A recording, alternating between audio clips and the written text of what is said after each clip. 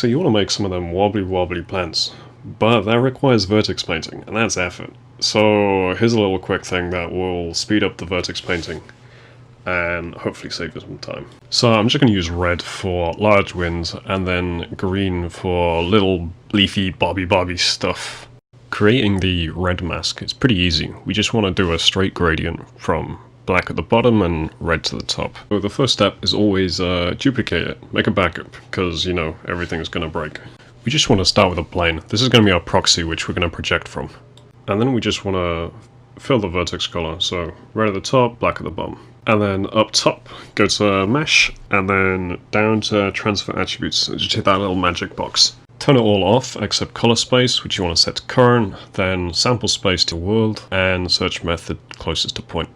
With this all set up and ready to go, you want to select your source mesh, then your target mesh, and just hit apply. So at this point, you can still move the plane around, which means you can refine things and, you know, make it a bit nicer. And when you're done, just delete the history and delete the plane. Easy as that. So now it's time for green. So we're going to make this on a new color set, and then just combine it in later. So unlike before, doing it in world space isn't going to work. So instead, we're going to do it in the UVs. Same as before, make a plane, color it in a gradient, but this time color it in green. Because we're going to be editing the UVs, make sure you duplicate your current UVs, that way you don't break anything. So basically we want to repack our UVs to match the gradient, so you kind of need to visualize in your head and be like, this bit's going to be green, so this goes here, this bit's going to be black, so this goes here. And just kind of shuffle it all around a bit.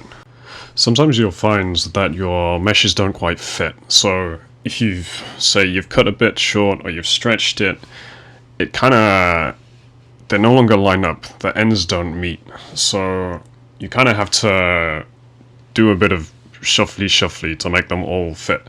And the easiest way to do this is just to repack those irregular shells to fit the UV box as closely as you can, really.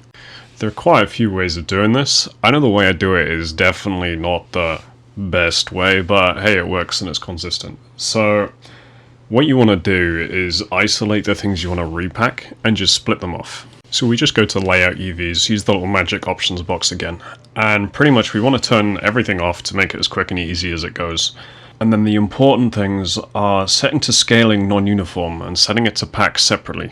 That way everything overlaps, and that should just slam it all into the square.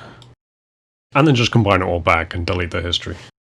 So now that you got all that tidied up, you can just keep repacking. So basically you have to align the gradient on your plane with the UVs of your plant.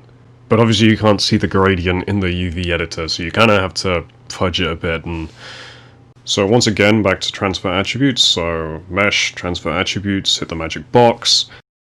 Leave all the settings the same, except this time you want to use sample space and UV space. So same as before, just shuffle it around until you're happy with it.